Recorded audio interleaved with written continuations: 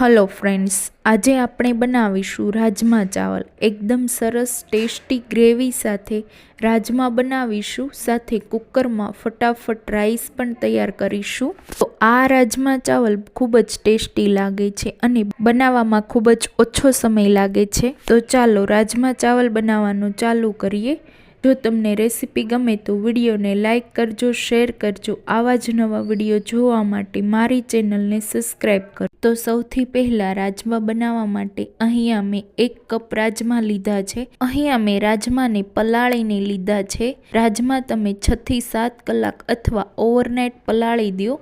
એટલે આ રીતે દાણાને પ્રેસ કરશો એટલે આ રીતે તૂટે એટલે આપણા રાજમા પરફેક્ટ રીતે પલળી ગયા છે. હવે આ રાજમામાંથી બધું એક્સ્ટ્રા પાણી કાઢી લેશું અને રાજમાને બાફવાના છે. એટલે રાજમાને આપણે પ્રેશર કુકરમાં એડ કરીશું. પછી તેમાં રાજમા ડૂબે એટલું તેના કરતાં થોડું વધારે પાણી ઉમેરીશું. હવે અડધી ચમચી અથવા સ્વાદ પ્રમાણે મીઠું એડ કરીશું. આ સ્ટેજ પર મીઠું ઉમેરવાથી રાજમા સરસ બફાઈ જશે અને નમકનો ટેસ્ટ સરસ આવી જશે.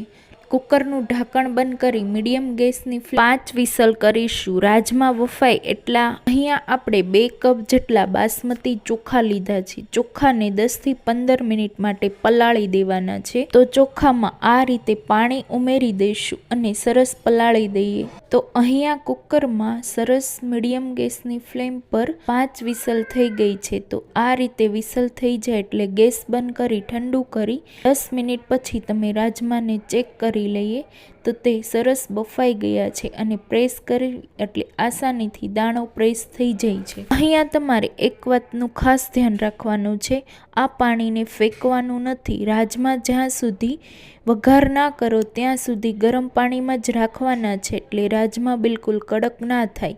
અને આ પાણીનો ઉપયોગ આપણે ગ્રેવી કરવામાં કરીશું એટલે પાણીને બિલકુલ નહીં ફેંકીએ. તો આપણા ચોખા 10 થી 15 મિનિટમાં પલળી ગયા છે. જો તમે ચોખા પલાળીને બનાવશો તો ચોખા એકદમ સરસ રહેશે.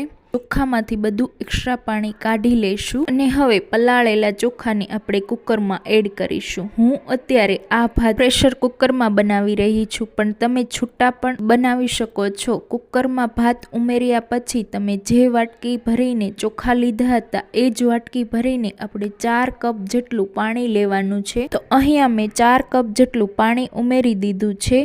જો તમે 2 કપ ચોખા લીધા છે તો સાથે 4 કપ જ પાણી લેવાનું છે. તો અહીંયા મેં 4 કપ જેટલું પાણી ઉમેરી દીધું છે. સાથે અડધી ચમચી અથવા સ્વાદ પ્રમાણે મીઠું ઉમેરી દીધું છે. મિક્સ કરી ઢાંકણ બંધ કરી મીડિયમ ગેસની ફ્લેમ પર 3 વિસલ કરી લેશું એટલે આપણા રાઈસ એકદમ સરસ બની જશે.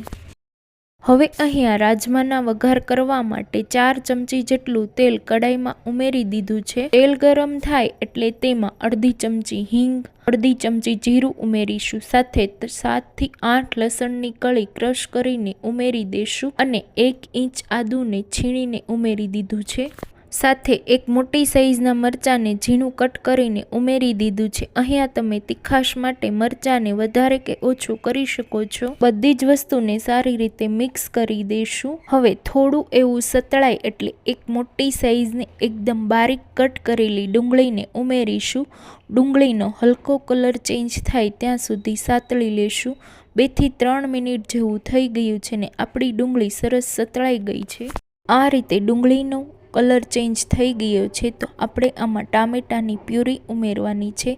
તો મેં અહીંયા 1 કપ જેટલી ટામેટાની પ્યુરી લીધી છે, તેને ઉમેરી દઈશું. અહીંયા મેં 3 મોટી સાઈઝના ટામેટાની પ્યુરી કરી છે, તેને આપણે ઉમેરવાની છે. સાથે સ્વાદ પ્રમાણે અથવા અડધી ચમચી જેટલું મીઠું ઉમેરીશું અને ટામેટાની પ્યુરીને વઘાર સાથે મિક્સ કરી લેશું. 5 થી 7 મિનિટ જેવું ટામેટાની પ્યુરીમાંથી તેલ છૂટું ના પડે ત્યાં સુધી આપણે કૂક કરવાનું છે. તમે જોઈ શકો છો 5 મિનિટ પછી ટામેટાની પ્યુરીમાંથી તેલ છૂટું પડી ગયું છે. હવે આમાં આપણે મસાલા એડ કરવાના છે. તો મસાલામાં 1.5 ચમચી જેટલો કાશ્મીરી લાલ મરચું પાવડર, 1 ચમચી જેટલું ધાણા જીરું પાવડર, અડધી ચમચી જેટલો હળદર પાવડર, અડધી ચમચી જેટલો ગરમ મસાલાને ઉમેરીશું. હવે બધા મસાલાને આપણે ઉમેરી દીધા છે તો એકદમ સારી રીતે મિક્સ કરી લેશું.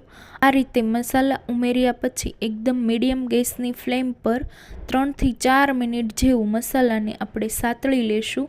એટલે મસાલામાંથી સરસ તેલ છૂટું પડી ત્યાં સુધી આપણે મસાલાને સરસ તેલ છૂટું પડે ત્યાં સુધી કૂક થવા દેશો. એટલે તમારી ગ્રેવીનો સ્વાદ એકદમ સરસ આવશે.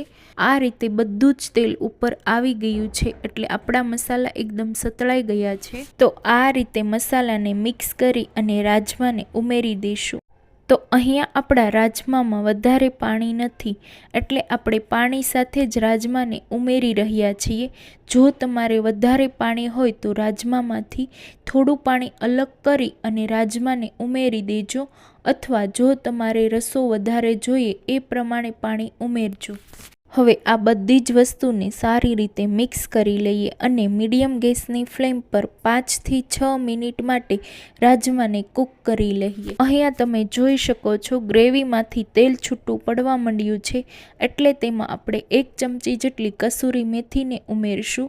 કસૂરી મેથીનો સ્વાદ એકદમ સરસ લાગે છે, જેથી તમે ઉમેરજો. સાથે અડધા લીંબુનો રસ ઉમેરવો ઓપ્શનલ છે. ઉપરથી ઝીણી સમારેલી કોથમીરને ઉમેરીશું અને બધી જ વસ્તુને સારી રીતે મિક્સ કરી આપણી ગ્રેવીવાળા રાજમા તૈયાર થઈ ગયા છે. આ રાજમાને તમે રાઈસ સાથે ખાશો તો ખૂબ જ મજા આવશે.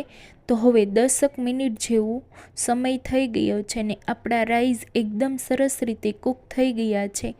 આ રીતે રાઈસના દાણાને હું પ્રેસ કરીને જોઉં તો એકદમ પ્રેસ થઈ અને કૂક થઈ ગયો છે. તો હવે આ ગરમા ગરમ રાજમા ચાવલને આપણે સર્વ કરી દઈએ. આ રાજમા ચાવલને ઝીણી સમારેલી ડુંગળી, પાપડ, છાશ સાથે સર્વ કરીશું. તો એકદમ તૈયાર છે ટેસ્ટી રાજમા ચાવલ. જો તમારે ફટાફટ બનાવીને જમવું હોય તો આ રાજમા ચાવલની રેસીપીને તમે જરૂર ટ્રાય કરજો અને મને કોમેન્ટ કરીને જરૂર જણાવજો કે તમને રેસીપી ગમી હોય તો વિડીયોને લાઈક કરજો અને વધારેમાં વધારે શેર કરજો. આવી જ નવી રેસીપી જોવા માટે મારી ચેનલને સબસ્ક્રાઈબ કરજો.